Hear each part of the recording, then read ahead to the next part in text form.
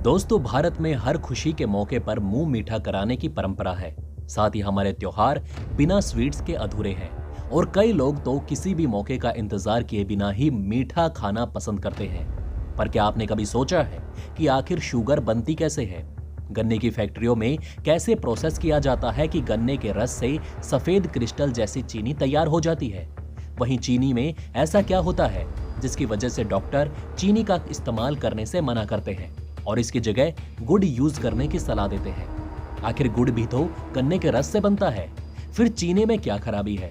क्या चीनी सच में जानवरों की हड्डियों से सफेद की जाती है? और अगर हम चीनी का यूज ना करें तो किस चीज से अपनी मिठाइयों को मीठा करें? वहीं क्या आपने कभी ये सोचा है कि चीनी का आविष्कार किसने किया होगा? दोस्तों, अगर आप भी इन सारे सवालों के जवाब जानना चाहते हैं तो ये वीडियो आपके सभी सवालों को चुटकियों में सुलझा देगी। दोस्तों, ये वीडियो बड़े काम की है, तो इसे ध्यान से देखिए और अपने सभी सवालों के जवाब मिनटों में पाइए।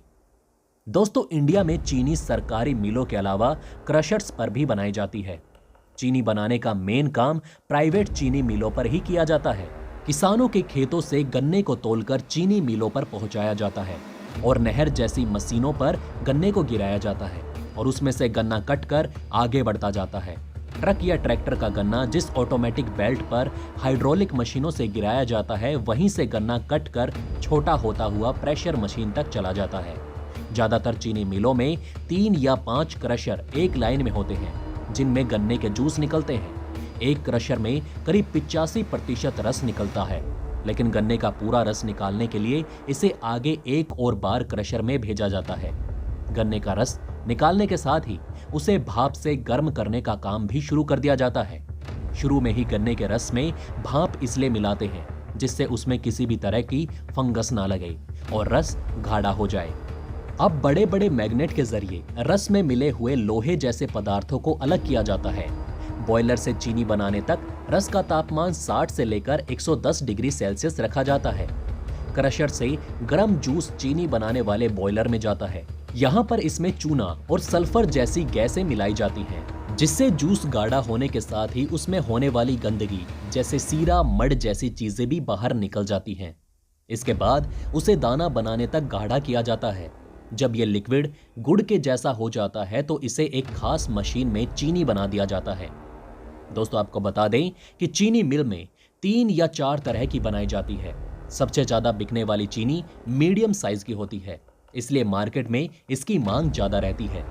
खाने में इसी चीनी का यूज किया जाता है। मिल में शक्कर के अलावा और भी चीजें बनाई जाती हैं, जिसमें गन्ने का निकला हुआ भूसा और सीरा मेन होता है। गन्ने से निकलने वाले भूसे को मिल की भट्टियों में यूज किया जाता है। इसी से टरबाइन को घुमाकर बिजली भी पैदा की जाती है और बाकी बचे भूसे को कागज बनाने वाली कंपनियों को बेच दिया जाता है। और सीरा का यूज करके सिप्रेट और एथेनॉल जैसी चीजें बनाई जाती है। इसी एथेनॉल को पेट्रोल में भी मिलाया जाता है। दोस्तों, 1 क्विंटल गन्ने से लगभग 10 से 12 किलोग्राम चीनी बनाई जाती है। इसमें निकलने वाले गन्ने का भूसा, सीरा और मड को इवेलुएट कर दूसरी चीजें भी बनाई जाती हैं। गन्ने से रस निकालने से चीनी बनाने में लगभग 3 से 4 घंटे का समय लगता है। मिल में कई बॉयलर यूनिट होती हैं, जिनमें उत्पादन क्षमता के मुताबिक लगातार काम होता रहता है। आज के समय में सभी कामों को मशीनों के जरिए किया जाता है। क्रशर की रफ्तार, भट्टी और बॉयलर के तापमान को भी कंप्यूटर के जरिए कंट्रोल किया जाता है। ऐसी अफवाहें भी हैं कि गन्ने से चीनी बनाने में इसे सफेद रंग देने के लिए हड्डियों के कोयले से प्रोसेस किया जाता है। लेकिन दोस्तों, आपको बता दें कि अगर इस प्रोसेस को किया जाए तो चीनी सफेद और चमकदार नहीं होगी, बल्कि गन्ने के रस को जब निकाला जाता है तो उसे उबाला जाता है और उबालने के दौरान समय समय पर केमिकल का यूज किया जाता है। इस प्रोसेस के द्वारा गन्ने में होने वाले सभी विटामिन, मिनरल को भी निकाल दिया जाता है और चीनी में सिर्फ ग्लूकोज रह जाता है। उसके बाद इस चीनी को चूने से छाना जाता है और शक्कर तैयार की जाती है। बहुत बार 1 किलोग्राम चीनी में सल्फर की मात्रा 50 से 70 मिलीग्राम रह जाती है। इंडिया के अलावा कई देशों में सल्फर वाली चीनी बनाई जाती है। यूरोप और अमेरिका में भारतीय चीनी को पसंद नहीं किया जाता। वहां पर चीनी में सल्फर की मात्रा 10 से 20 मिलीग्राम प्रति किलो होती है।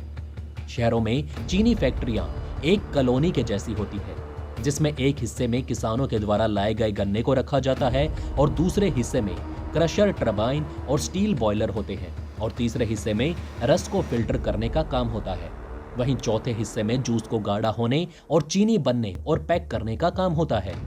दोस्तों, कई बार कहा जाता है कि चीनी सेहत के लिए अच्छी नहीं है। अब ऐसा क्यों कहा जाता है? ऐसा क्या होता है चीनी में जो शरीर को हानि पहुंचाता है? तो चलिए आपको बताते हैं। दरअसल दोस्तों, चीनी में मिलाई जाने वाली सल्फर गैस हानिकारक होती है। कई बार सल्फर की वजह से सांस लेने में दिक्कत होती है। इससे छाती में जकड़न, छींक आना और गले में दर्द रहना जैसी दिक्कतें होती हैं। चीनी खाने से डायबिटीज जैसी प्रॉब्लम भी हो जाती है। वर्ल्ड हेल्थ ऑर्गेनाइजेशन के हिसाब से एक दिन में एक व्यक्ति को 4 से 7 चम्मच चीनी का यूज करना चाहिए। इससे ज्यादा चीनी खाना आपके लिए बहुत ही हानिकारक हो सकता है। अब दोस्तों, आप सोच रहे होंगे कि अगर चीनी ना खाएं तो इसकी जगह क्या यूज कर सकते हैं? तो चलिए दोस्तों, आपको इसका जवाब भी देते हैं। दोस्तों, चीनी की जगह आप शक्कर का यूज कर सकते हैं। क्यों दोस्तों, हो गए ना हैरान? आप भी सोच रहे होंगे कि आखिर चीनी और शक्कर में क्या फर्क है, इसलिए आपको इन दोनों के बीच का फर्क बताते हैं। दोस्तों, चीनी और शक्कर को लोग आमतौर पर एक ही चीज समझते हैं, लेकिन वास्तव में इनमें काफी फर्क होता है। चीनी को मिल में तैयार किया जाता है, जबकि शक्कर गुड़ से तैयार की जाती है। तमाम हेल्थ एक्सपर्ट्स जो चीनी और शक्कर में फर्क को अच्छे से समझाते हैं, वो चीनी की जगह पर शक्कर का इस्तेमाल करने की सलाह देते हैं, क्योंकि चीनी शक्कर की तुलना में कहीं ज्यादा नुकसानदायक होती है। तो चलिए दोस्तों, जानते हैं कैसे तैयार होती है चीनी और शक्कर। दोस्तों, चीनी को तैयार करने के लिए मिल में उसका क्रिस्टलीकरण किया जाता है। बताया जाता है कि क्रिस्टलीकरण करने के लिए चूना, carbon dioxide, calcium phosphate, phosphoric acid और अल्ट्रा मरीन ब्लू का भी इस्तेमाल किया जाता है। चीनी को चमकदार बनाने की इस प्रक्रिया के दौरान तमाम रसायनों के तत्व उसमें रह जाते हैं, साथ ही इसमें पौष्टिक तत्व खत्म हो जाते हैं, इसलिए इसे सेहत के लिए नुकसानदायक माना जाता है। ये भी कहा जाता है कि चीनी बनाने के लिए जितने गन्ने का रस इस्तेमाल किया जाता है, उसका 10% भाग ही चीनी के रूप में तैयार हो पाता है। बाकी 90% तो सीरा कहा जाता है। इसे शराब बनाने वाली फैक्ट्रियों में बेच दिया जाता है। शक्कर को 100% ऑर्गेनिक माना जाता है। इसे बनाने के लिए गन्ने का रस निकालकर उसे गाढ़ा किया जाता है। इसे गन्ने का गुड़ कहते हैं। फिर इसे किसी बर्तन में ठंडा होने के लिए रख देते हैं। ठंडा होने पर इसकी पेड़ी ना काटकर हथौड़े से कूटकर बारीक चूरा बना लिया जाता है। इसे ही शक्कर कहा जाता है। अब क्योंकि शक्कर को ट्रेडिशनल तरीके से बनाया जाता है, इसलिए इसे बनाने में इसके पोषक तत्व नष्ट नहीं होते। एक अनोखी बात दोस्तों आपको बताते हैं। कहा जाता है कि गन्ने के रस को मील में ले जाकर सफेद दानेदार मीठा उत्पाद बनाने की प्रक्रिया चीन के लोगों ने शुरू की थी। उन्होंने भारत के गन्ने के रस से मीठा उत्पाद बनाने की विधि भारत से सीखी, फिर उसे अपने तरीके से अपग्रेड किया। उन्होंने इसका क्रिस्टलीकरण करके इसका रंग काफी हल्का और सफेद सा बना दिया। शक्कर के इस नए रिफाइंड रूप को हिंदी भाषा में लोग चीनी कहने लगे। सो दोस्तों, कैसी लगी आपको आज की हमारी ये वीडियो, ये भी हमें कमेंट में बताना ना भूलें। वहीं दोस्तों, अगर आपको ये वीडियो अच्छा लगा तो लाइक और थम्स अप देना ना भूलिएगा, और जाते जाते हमारे चैनल को सब्सक्राइब जरूर करें। खुश रहें, ध्यान रखें, धन्यवाद।